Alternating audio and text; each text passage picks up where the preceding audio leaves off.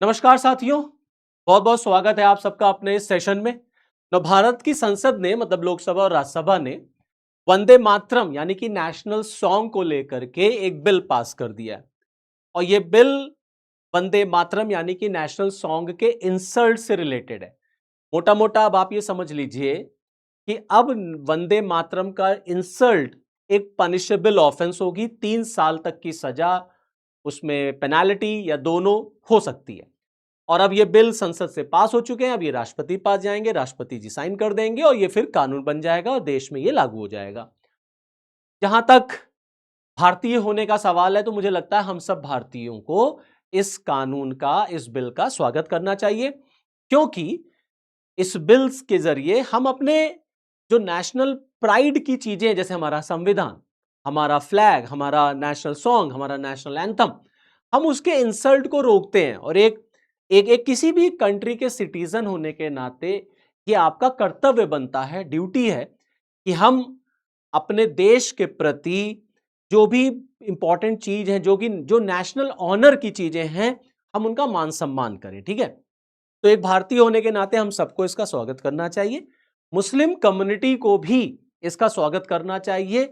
उनको इस कानून से कोई डर नहीं होनी चाहिए, कोई डरना नहीं चाहिए। रीजन इज, क्योंकि जब आप इस बिल को पढ़ेंगे तो इसमें कहीं पर भी ये नहीं लिखा है कि singing national song is going to be compulsory. मतलब अब आपके लिए नेशनल सॉन्ग गाना, वंदे मातरम गाना जो है वो कंपलसरी होगा, क्योंकि हम सब जानते हैं कि वंदे मातरम को लेकर के इस देश में कितना बवाल होता है, कितना एक तरीके से भूचाल आ जाता है।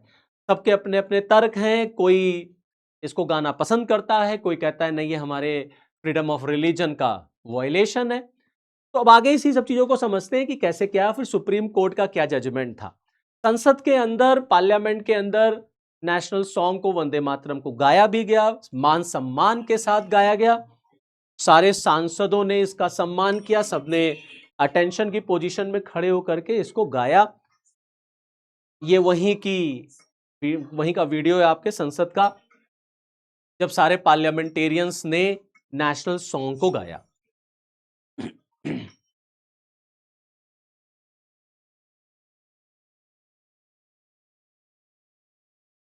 तो जो नेशनल सॉन्ग के इंसल्ट का जो बिल है, दरअसल देखिए हमारे देश में ऑलरेडी एक कानून है 1971 का।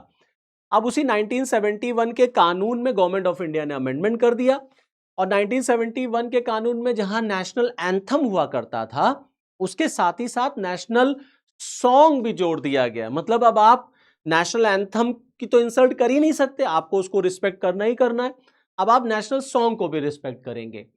तो जहां तक इसके अगेंस्ट में बोलने की बात है, तो पार्लियामेंटेरियन असुद्दीन ओवैसी आप सब जानते ही हैं, इनका भी स्टेटमेंट आया। अब इन्होंने गवर्नमेंट के ऊपर अटैक करते हुए क्या कहा, मैं चाहता हूं पहले आप सुने, फिर हम लोग डिस्कस करेंगे। मैं एक मुसलमान हूँ, मैं सिवाय अल्लाह के किसी की इबादत नहीं करता। अगर मैं किसी की बात करूंगा तो अब तो आर्टिकल 25 का, 26 का, 10 का ग्रेव वायलेशन का। और इनका कहना है कि ये एक मुसलमान है, और कोई भी अगर मुसलमान है तो वो सिर्फ अल्लाह की ही इबादत करेगा, किसी और की इबादत नहीं कर सकता।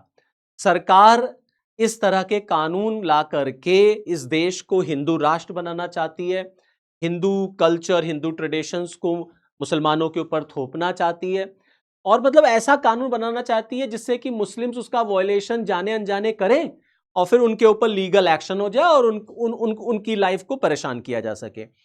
और अगर ये मुस्लिम हैं तो ये सिर्फ अल्लाह की इबादत करेंगे, और अगर नहीं करते, मींस ऐसा कानून अगर आप लेकर के आते हैं तो इनके फंडामेंटल राइट्स का वायलेशन होता है। आर्टिकल 25 का, 26, 27, 28, 29 मींस फ्रीडम ऑफ रिलीजन, और जो 29 है आपका कल्चरल एजुकेशनल राइट, माइनॉरिटीज को जो मिला है उसका वायलेशन होता है, और सरकार फोर्स कर रही। लेकिन अगर आप पूरा कानून पढ़ेंगे तो आप देखेंगे वहां पर कहीं पर भी singing national song is now compulsory नहीं कहा गया।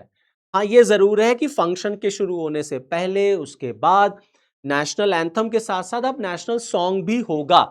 पहले देखिए क्या होता था, कोई भी फंक्शन स्कूल, कॉलेज या कहीं पर भी हो रहा होता था तो नेशनल एंथम हो जाता था। अब नेशनल एंथम के साथ नेशनल सॉन्ग भी होगा, और पूरा नेशनल सॉन्ग जो है वो बजेगा या गाया जाएगा। लेकिन जो नहीं गा रहा उसको उसको उसको पनिश नहीं किया जाएगा। लेकिन हाँ, आपको उसे रिस्पेक्ट देनी है। तो जैसे फॉर एग्जांपल अगर कहीं नेशनल सॉन्ग हो रहा है तो आप अटेंशन की पोजीशन में खड़े हो जाइए, ये नहीं कि भाग गए, ये नहीं कि बैठ गए। समझ रहे हैं? आप नेशनल सॉन्ग की पैरोडी नहीं बना सकते, उसकी मीम नहीं बना सकते, उस पर कुछ कमेंट नहीं कर सकते। तो जैसे आप अपने संविधान का मान सम्मान करते हैं, जैसे नेशनल फ्लैग का मान सम्मान करते हैं, नेशनल एंथम का मान सम्मान करते हैं, अब हम सबको नेशनल सॉन्ग का भी मान सम्मान करना पड़ेगा। यहां पर यह बात यहां पर की गई है 1971 के एक्ट में अमेंडमेंट करके। अब आप देखें ये जो प्रेस रिलीज है, the prevention of insult to national honour amendment bill 2026, ये 71 का एक्ट था, इसी में अमेंडमेंट करने के लिए बिल लाया गया था। इसका सेक्शन 3 अगर आप देखेंगे तो सेक्शन 3 में जो 1971 का सेक्शन 3 है उसको ही एक्सटेंड कर दिया गया।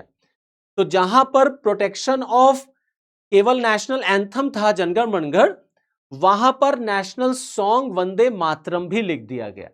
और देखिए क्या कहा गया, अगर आप पूरी लाइन पढ़ें तो कहा गया था amendment makes it an offence to intentionally prevent the singing of national song और to cause a disturbance to any assembly engage in it singing.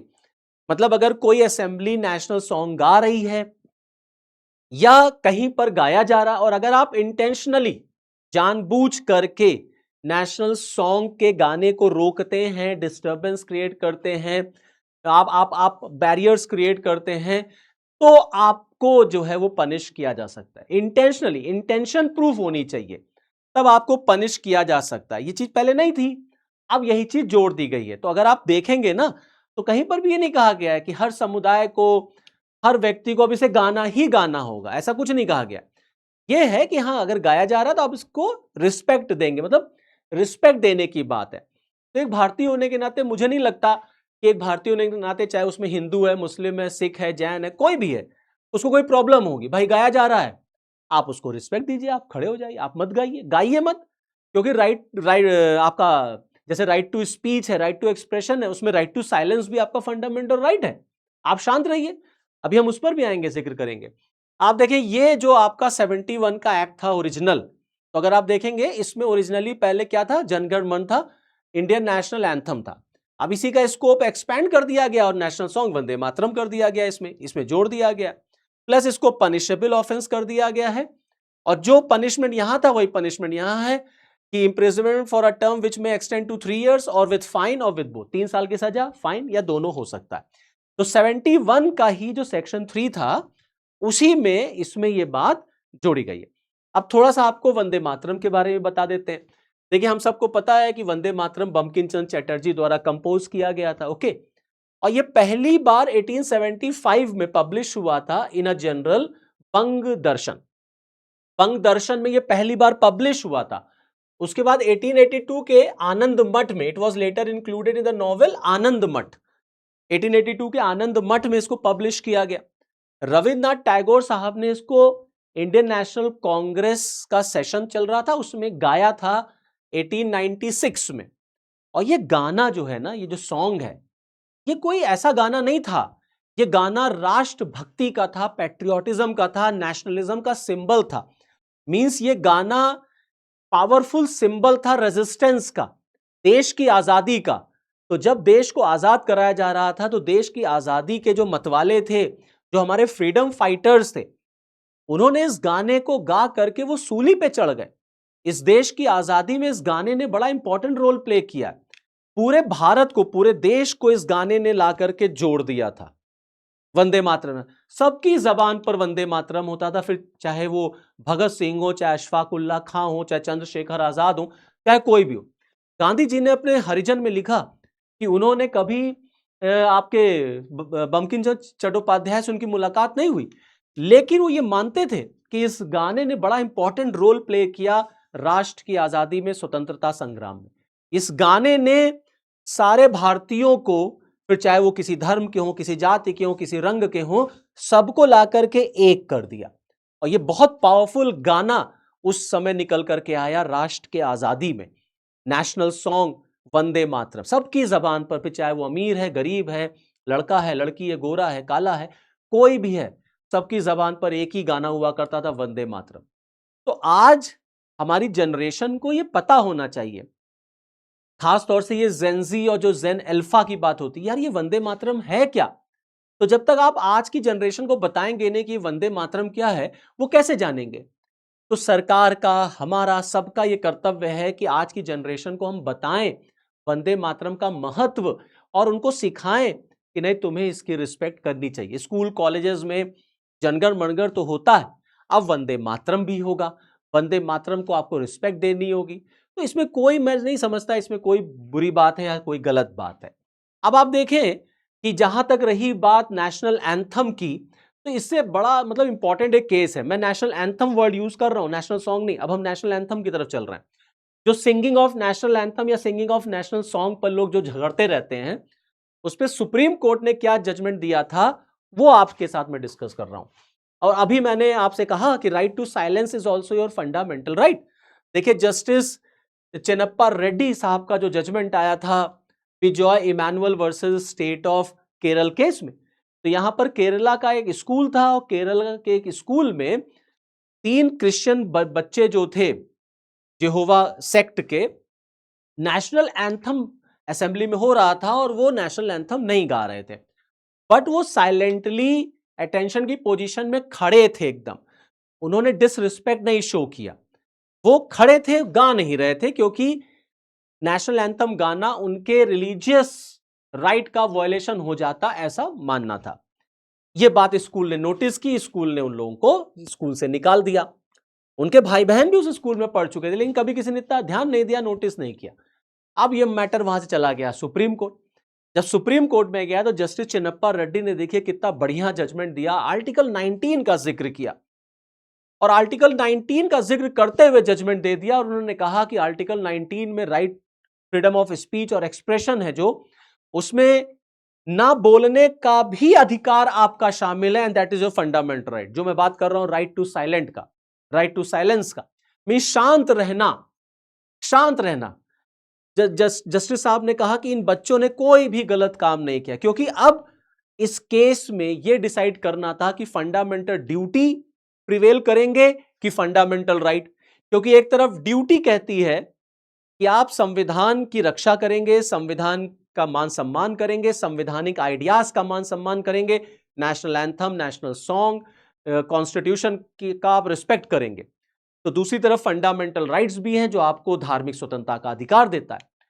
लेकिन जस्टिस चेन्नप्पा रेड्डी ने आर्टिकल 19 में ये सारा केस डिसाइड कर दिया और कहा कि शांत रहना भी आपका फंडामेंटल राइट है।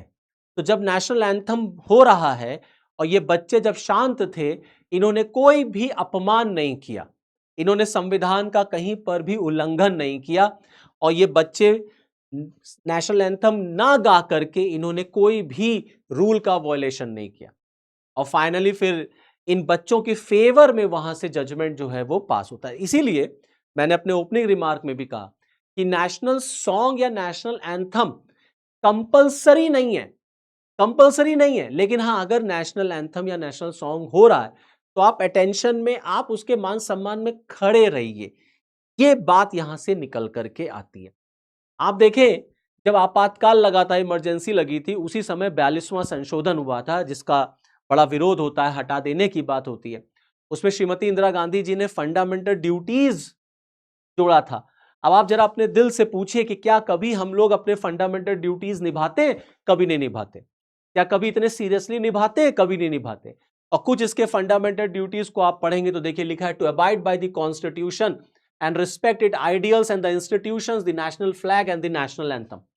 हमें अपने संविधान और संविधान में बताए गए विचारों का मान सम्मान करना है, उनके अकॉर्डिंगली चलना है, नेशनल फ्लैग और नेशनल एंथम का मान सम्मान करना है, to cherish and follow the noble ideas which inspired our national struggle for freedom.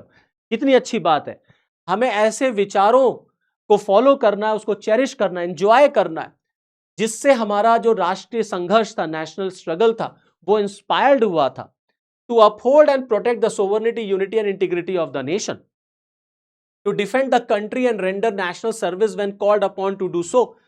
और साथ ही साथ हमें कॉमन ब्रदरहुडनेस की जो स्पिरिट है उसको फैलाना है, उसको हमें प्रोटेक्ट करना है। तो आप अगर अपने फंडामेंटल ड्यूटीज को नहीं निभाएंगे तो फंडामेंटल राइट्स आपको कैसे मिलेंगे? क्योंकि अधिकार और कर्तव्य ये दोनों एक साथ चलते हैं, दोनों एक सिक्के के दो पहलू हैं।